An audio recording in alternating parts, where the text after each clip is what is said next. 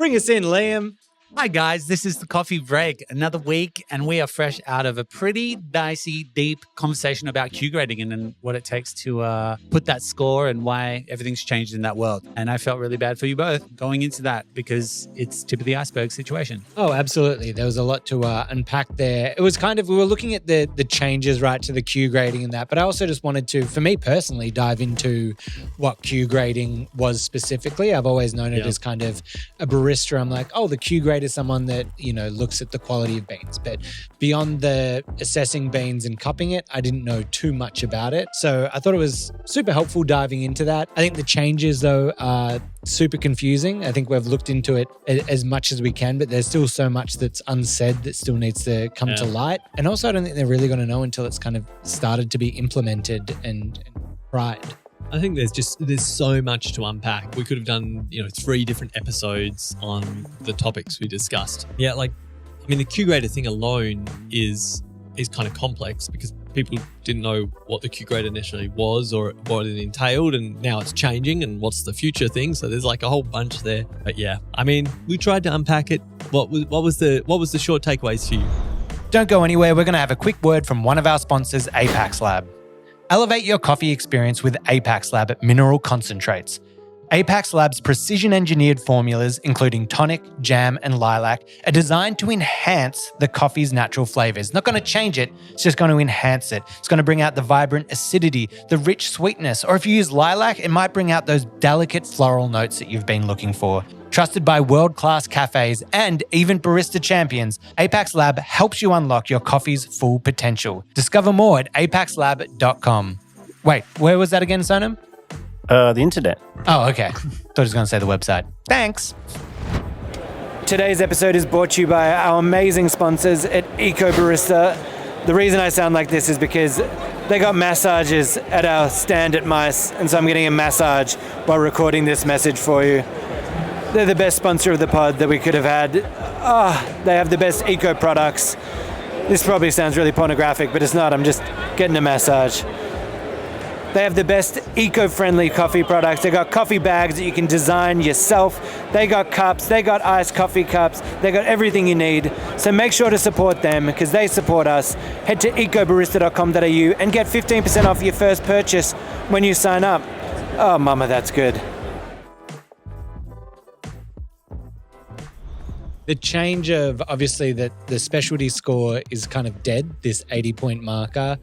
We're now basing not off quality, but off value. The things I liked from the new method is looking into things beyond just the coffee, like you were talking about if it's a fully woman-run co-op, kind of adding that to the value system. It's fully organic, adding that to the value system. So all of those things that kind of sit outside of just the coffee that add value, I think that is cool to be integrated. The subjective scoring thing kind of threw me in that, and I don't quite understand, but now it feels like it's more a brief where someone's saying this is the type of coffee that I want, and then coffees are scored based on the brief and how well it's answered. Yeah.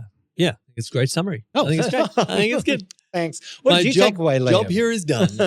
My takeaways, well, while you guys were chatting, I got to look at the scorecard.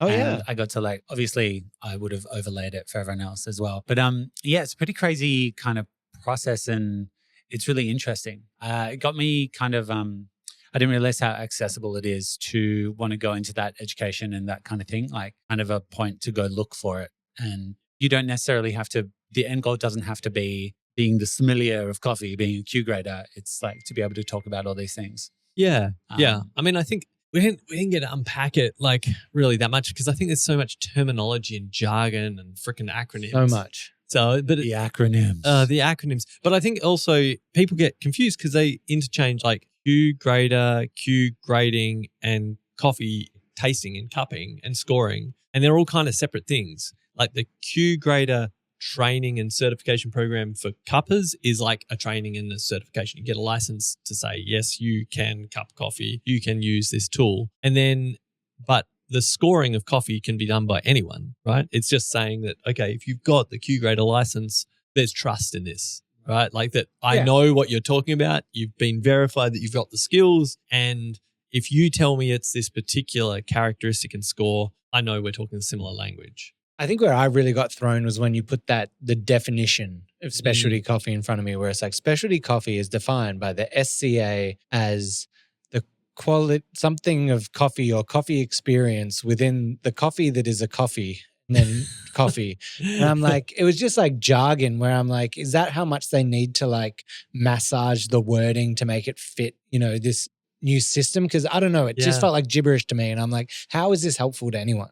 It's the thing. I mean, there's a massive white paper behind it, or several white papers of research behind it. But yeah, I think it's for all of us who have been utilizing the old definition or the old tools, it's like so much like, motor reflex of how we look and think about and just the philosophy of it. And this is kind of quite a shift, because it's really saying, yeah, as you said, it's not just about an objective or at least an agreed upon kind of space of quality. It's more around value. And that means that the scoring and this idea of some objective quality thing is not there anymore. Do you think that they could have just evolved the old system to incorporate more of the modern things we're talking about, like some of the factors outside of just the green coffee? Yeah, maybe.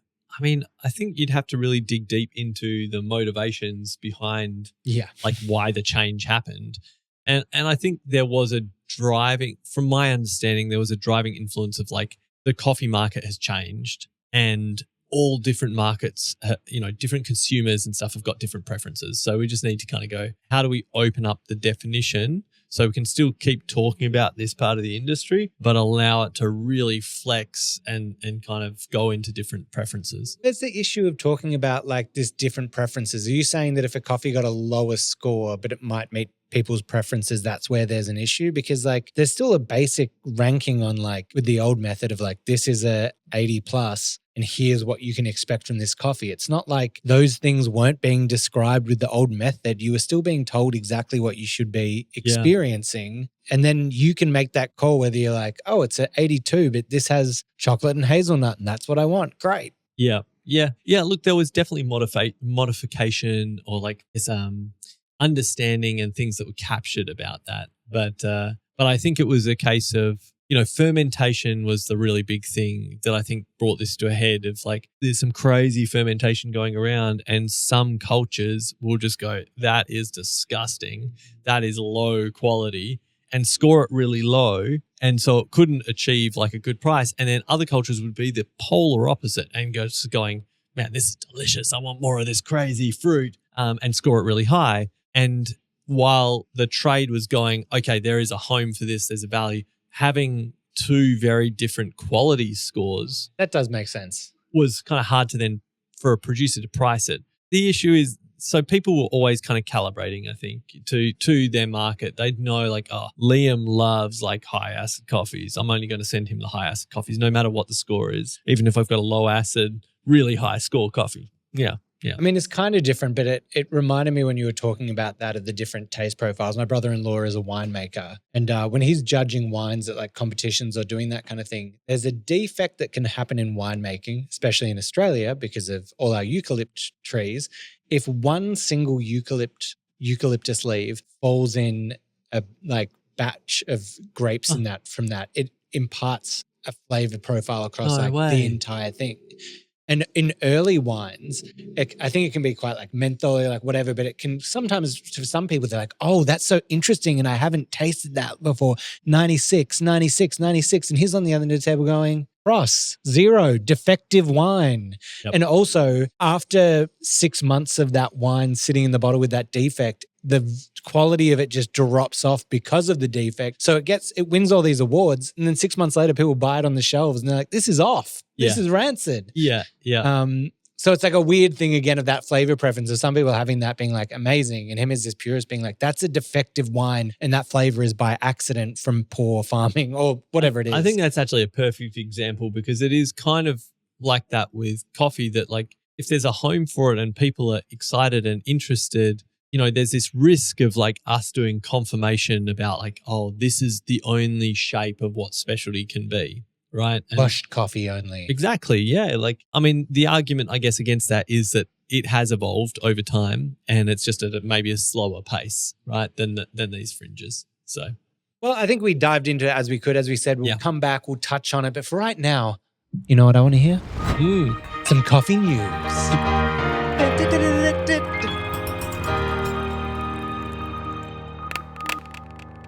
God, if we ever do a live pod, Liam, can you bring up a keyboard and play Yes. that live for us? That's the goal. Yeah. Late night show vibes, segments like you guys have break of like, I like it. I Let's feel like sing that's the best like intro tune to anything we do on It's Just Coffee. Yeah, it's a vibe. I love it. All right. Bad news for people who like almond or oat milk.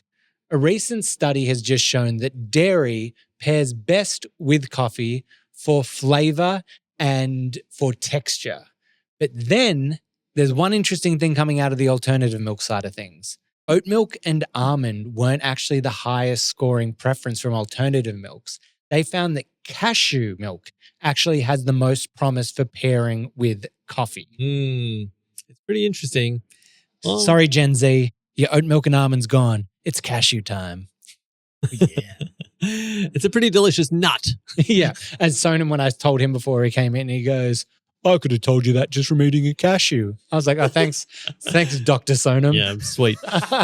It's a pretty interesting study that's just come out. Yeah, it's on Nature. It's been published under Nature, so a scientific report there. We might be able to put in some little links somewhere in comments and things like that. But yeah, it was kind of interesting. I guess the caveat to your statement there, all-encompassing hook is that this is nut milks specifically. So I don't think they were looking at things like rice milk or soy milk or They anything don't like that. need to because Just they the already nut. score way below anything else. The most trash of all milks. Delicious Soy milk- coconut milk. Oh, You know yeah, what I'm coconut talking milk's good. It's Yeah. about coconut. about? In the name. It's in the name, dummy. Just like a banana is a berry, baby. They Did were, you know that? a banana is a berry? Banana's a berry. I think we need a fact check. Fact check. He makes it. Okay, fact check from Liam. Anyway, back while he fact checks, hit us. Yeah.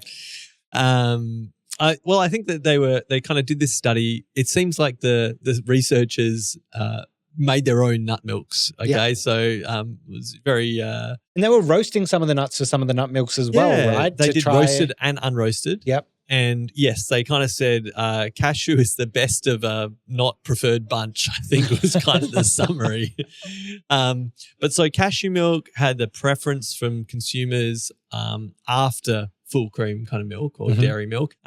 And a lot of it was down to, I think what they pinpointed or the negatives for these nut milks was like an aldehyde that was coming out, like a particular characteristic and compound. What up bitterness, right? Yeah, that was quite bitter. And so it was interesting reading some of the conclusions. They're saying, okay, research further into these areas to reduce this particular bitterness and aldehyde and address, I think, a lot of like the viscosity and texture of kind of how these milks will actually steam and work in a milk beverage.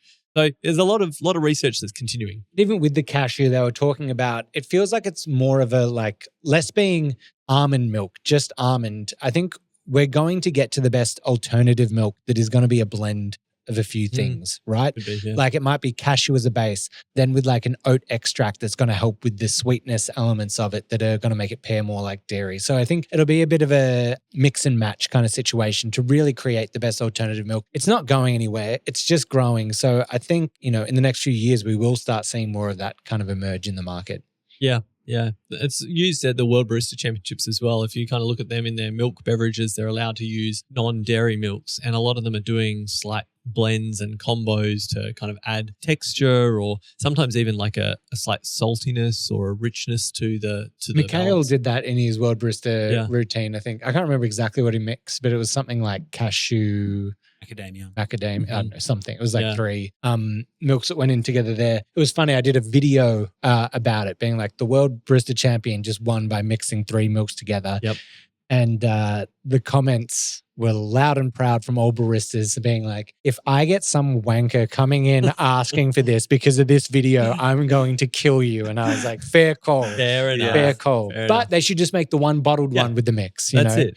Come like a- pre-batched. It's like a seasoning mix. Yeah. It's like a tuned experience, and all I can think of Italian is- herbs of milk. I went to taco seasoning. I was like, can we make a, Taco Bell latte over here? Yeah. I think I mean, look, it's interesting. You know, the research continues, people's experimentation continues. There's all the considerations, obviously, about flavor and texture, all these kinds of things, and sustainability. You know, like obviously the almond kind of milk industry came under a lot of fire for like the amount of water that's needed in production of almonds. It's something like wild, right? Like it's insane. like, is it something along the lines of like one almond needs 2 gallons of water to grow or something like that? Look that up again. Wait, do we have 2 updates coming in hot? Yeah. Yep. So first update is a banana is a tropical fruit known for its curve-shaped yellow skin when ripe and soft, sweet flesh. It's technically a berry. Hey, thank you very much.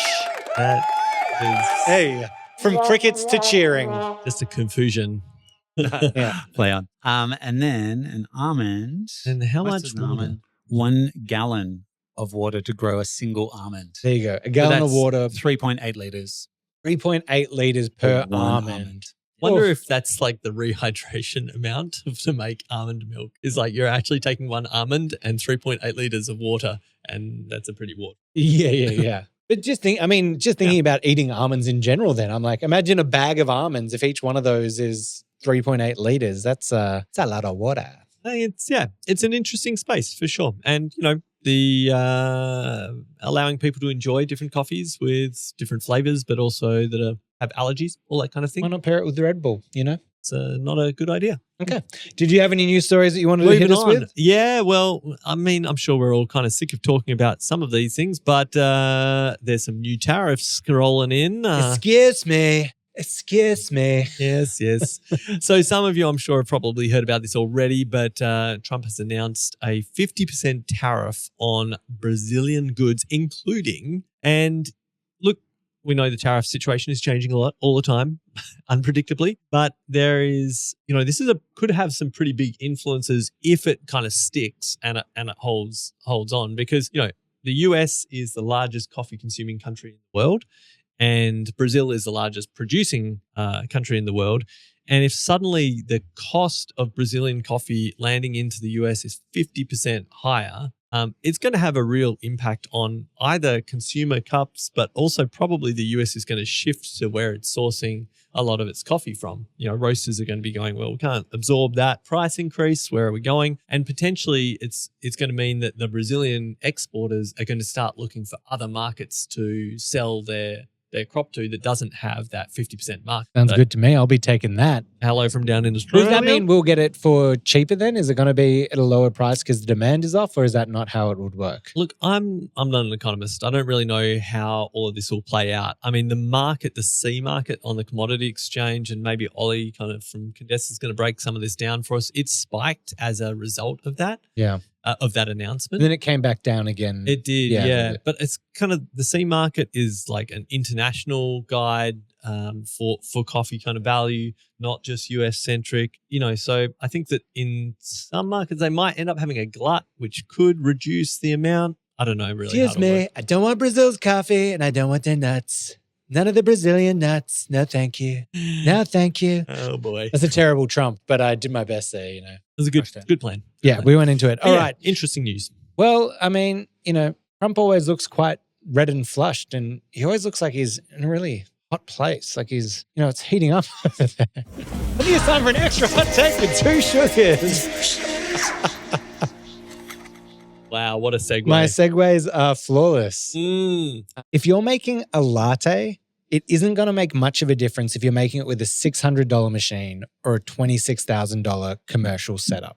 When it comes down to just using a regular, like medium dark roast that's chocolatey, and then you're mixing, think about if you're making like a latte and you're mixing 30 to 40 mils of coffee or whatever, 30 to 60 mils of coffee, then with like the rest of the cup, 200 mils of milk, it's not, you're taking away a lot from the coffee there in that situation, which is fine. But like, let's realize that you can make a pretty similar coffee across the two if that's what your parameters are. Look, I hear. I'd be interested to do the taste test. I know you did the taste test.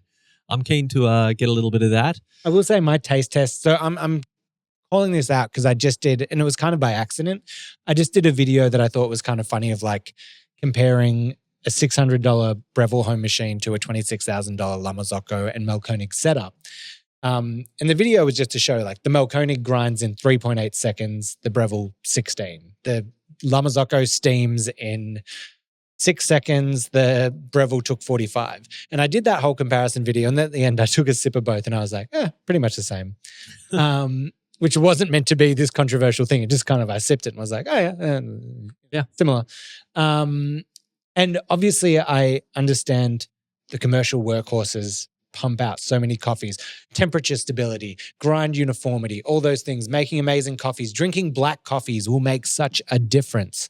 But I just think with milk coffees, I'm like, if that's all you're going to be, my point is, if you're just drinking milk coffees, all you need to invest in is a couple $100. You don't need to be going crazy with your whole setup. Yeah, I don't know. I mean, you did prove it. You did it, your personal bias taste test of like, oh, this is a cheap machine. Yeah. Great, tastes good. Not saying you just like cheap machines, but I think that there's kind of that threshold or that ceiling that then it's not worth kind of necessarily investing more money. Like maybe what you're kind of saying, like if you're using that darker roast, maybe the quality of the coffee is good but not amazing, that there's only so much you can polish those beans to increase the quality in the cup. And so, yeah, I totally agree. I think if you're going to invest in lower quality raw products, you still want to treat them right to kind of get the best experience out, but then you kind of like stop getting the return on your investment. The quality level starts getting smaller and smaller in that difference. And more expensive to get that. Yeah, and I would like to do that blind taste test side by side as well, because I did it 10 minutes apart because we filmed each section and then did it. So it wasn't like I was tasting them side by side and being like, oh yeah, the texture is a little bit better here. But it was just a preference. I was like, they're both really good. And if you're using, or to the other point of what you're saying, it's like if you're using a decent quality, it's fresh, you've got a really high quality milk that you're putting into it. I'm like, it was pretty great on both. And it's back to people's thresholds of like what they actually care about. You know, if you just want a really good coffee, great. If you want to get super geeky and you're dialing in your temperature and pressure profiling and you want to explore single origins, then sure, you're going to enjoy investing in better equipment. Yeah. And my evaluation comes from like the market, right? Like a lot of our listeners and audience are going to be more on that, like diving into trying different coffees every week and doing that. But you just got to know that the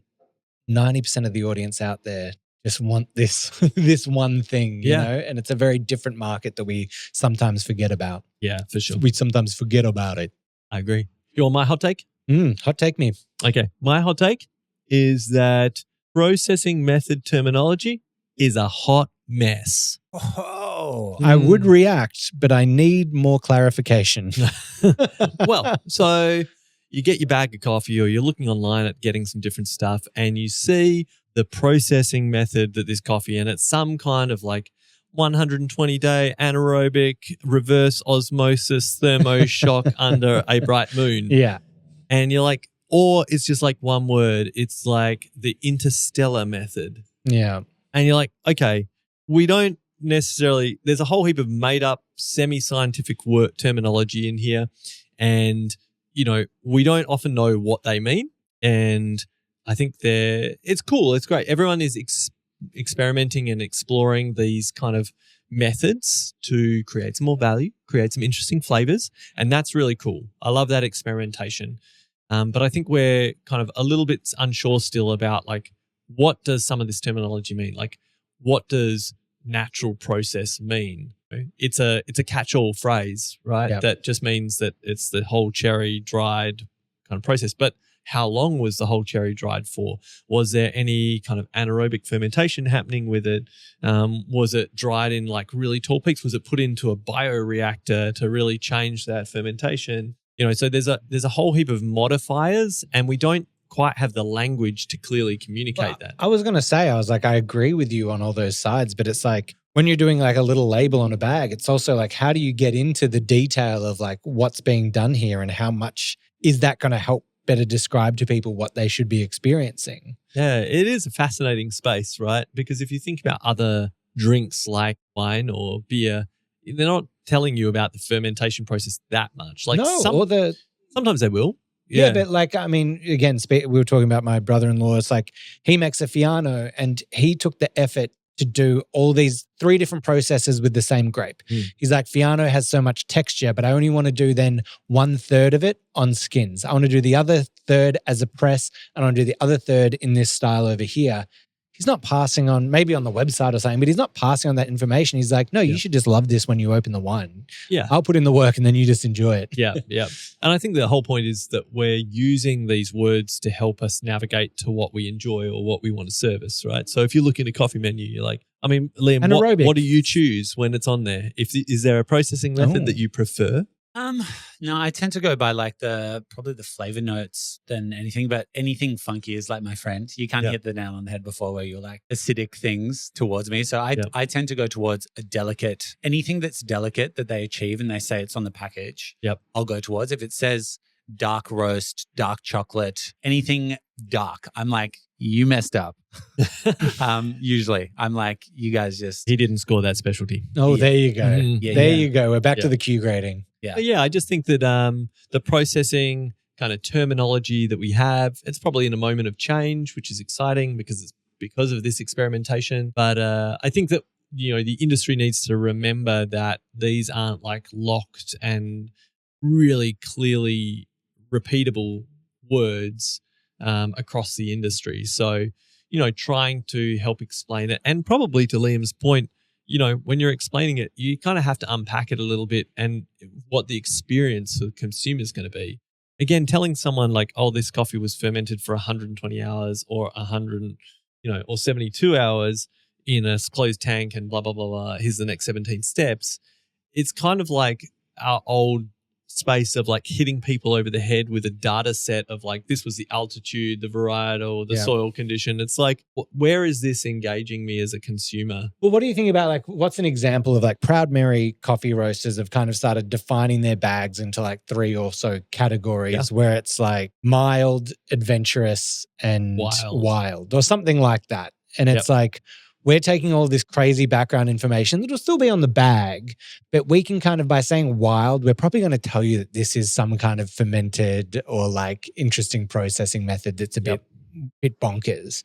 Then adventurous might be more in like, oh, maybe naturals and this and that. And then mild might be on this is a clean washed coffee that's straightforward and delicate and beautiful kind of thing. Yeah. I reckon we've just come up with 2 new podcast episodes. One is going to be about how do we communicate things to our customers on the packaging, on the descriptors, like what's the language and the way we do that? Let's redesign the coffee bag. Yeah.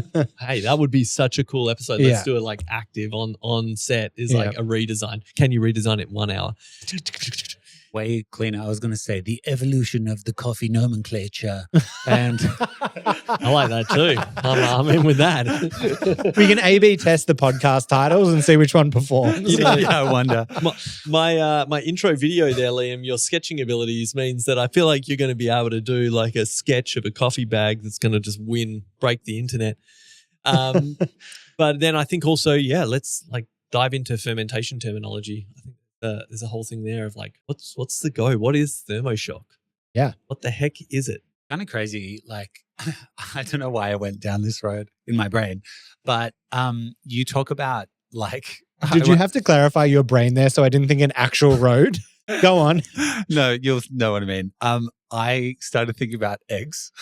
Okay. So like organic and pasture raised and cage free and all these like little things that tell the story and the traceability of this product that we all have.